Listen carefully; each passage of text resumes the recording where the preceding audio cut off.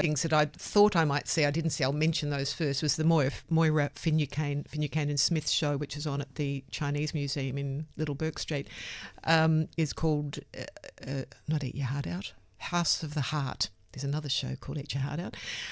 The reason I didn't go is that who wanted to be in the city, in the middle of the city, on a Taylor Swift weekend? So I thought, you know what? Maybe not. Still running. Always a fabulous show. It was a great sight. I was there. I saw it. It was a good sight. Lots of beads. No, yeah, I bet. Lots of little beady bracelets. And the other thing I did not see is Rent, which has had two quite opposing reviews. One in The Guardian that gave it, I think Tim Byrne, was it, 2 stars, and said essentially this isn't a very good show. It never was. And The Age, Cameron Woodhead, who gave it 5, who said this is a great show, always was, always will be. So, you know, somewhere in between there is your truth. I wonder if it's a generational thing, because it's a very new idea it's probably something that appeals to a certain generation. Yeah, and I think, well, Cameron's statement was something like it's become more relevant because of all the change in sort of politics, gender politics, and let's call it wokeness. But nonetheless, I was never a great fan of Rent then. Let's get on to what I have seen in place. Oh, there's also a thing I didn't get an invitation to, could have gone to, Dictionary of Lost Words at the Arts Centre, which has come from Sydney Theatre Company, I think, and that does sound and look terrific, so I'd say that's worth having a look at.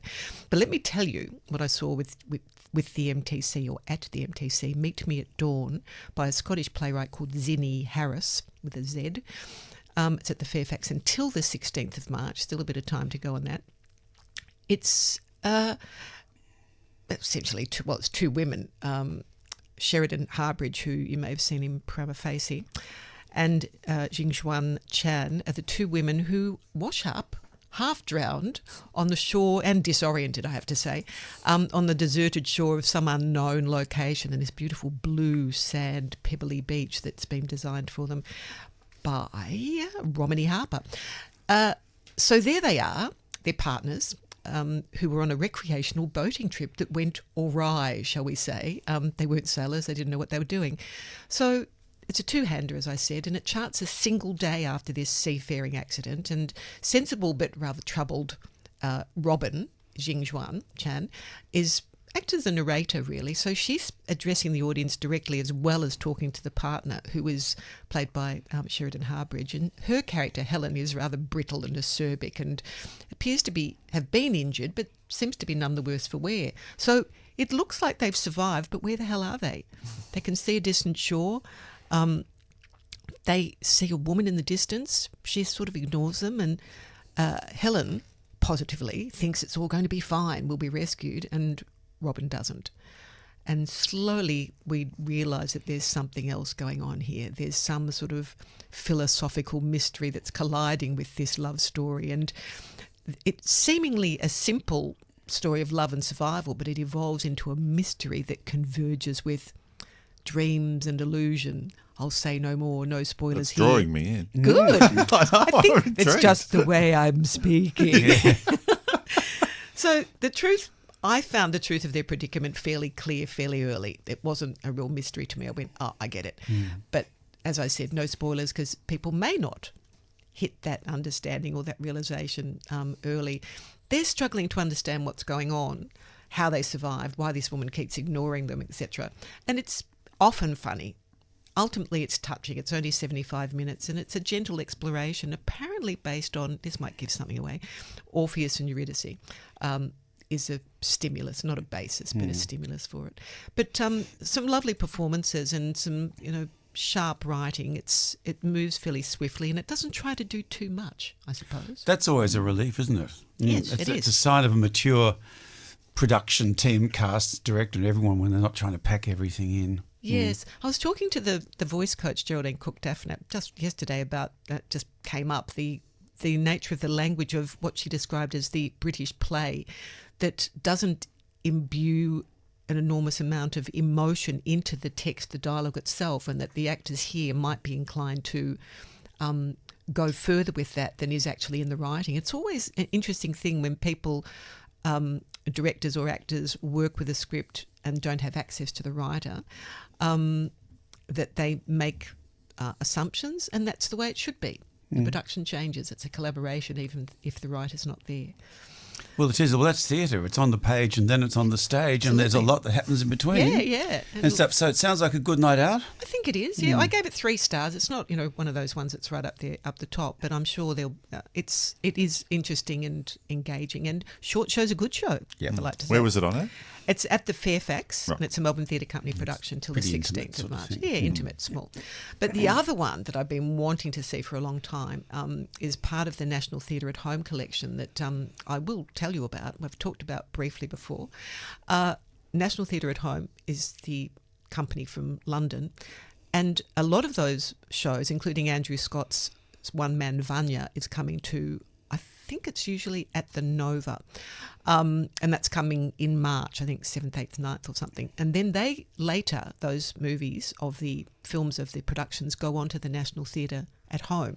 So you can go to it at the cinema, that's National Theatre Live, or you can book it at home and just watch it at home for, whatever it is, 20 You don't have to quid or subscribe or anything. It says subscribe, but that's really just, you can pay for the year but I think you can just pay for one. Yeah. So I would say that if you want to see a genuinely inspired performance in what I describe it as an exceptional production, Helen McCrory in Medea, National Theatre. It was from 2014, I think, recorded then.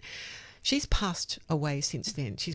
Was married to Damien Lewis, and it was a great tragedy to lose her. But she wouldn't have been that old. No, I think she was in her maybe late 40s or something. She had youngish children, and a great tragedy. So this extraordinary work and her work lives on in this and other shows. There are other Helen McCrory featured pieces in the NT Live collection.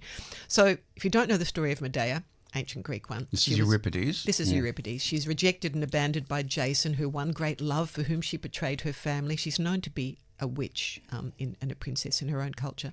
He's now going to marry a young princess, and Medea is banished by that king, while Jason demands that she leaves her 2 sons behind with him. Bad move, Jason, when you've got a witch who's out for revenge. But it is an incredibly moving performance. She begins she's wiry and tiny, much tinier than I remembered, in a sort of a beige taupe singlet and loose pants, and she's like an animal caged and trying to find her way through this mire that is engulfing her. What does she do? How does she survive? How does she get her love back? How does she keep her children?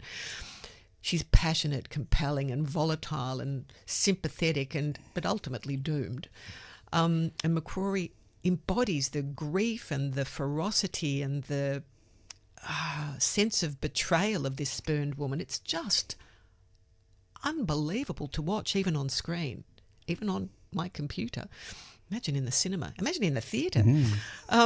It's this violent jealousy, and it's directed by Carrie Cracknell. It's deft, it's inventive and polished direction, but it's Helen McCrory that commands the stage. She's got a wonderful chorus behind her, quite a contemporary stage design. The chorus is dancing as the ancient Greek chorus, we presume, did. Chorus sang, chanted, etc. And Michaela Cole plays the nurse, who's her champion and the narrator of this achingly painful journey. She goes from queen to desperate, deserted lover and murderer. It's so potent and so moving. It's get it at home. It is. It's Medea is just one of those extraordinary figures that you can't just pigeonhole and say, well, she was just a jealous witch who killed her kids. No.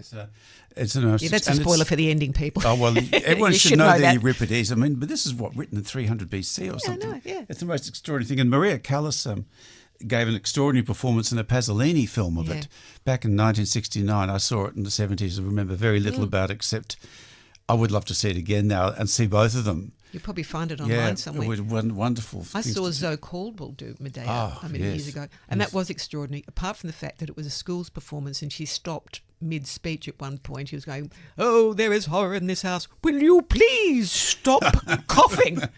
And I looked around and thought, it's silent here. What's she hearing? And she gave a long speech about the beautiful acoustics in the Playhouse. It was not very old. It was probably late 80s or something.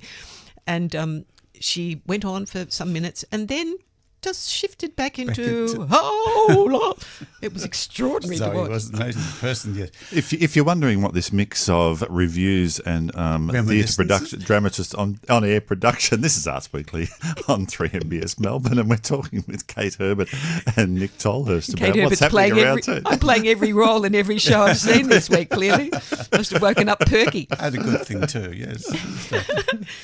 So that's my lot for what I'm talking about today. And as I said, missed a few things, but there's a few things upcoming.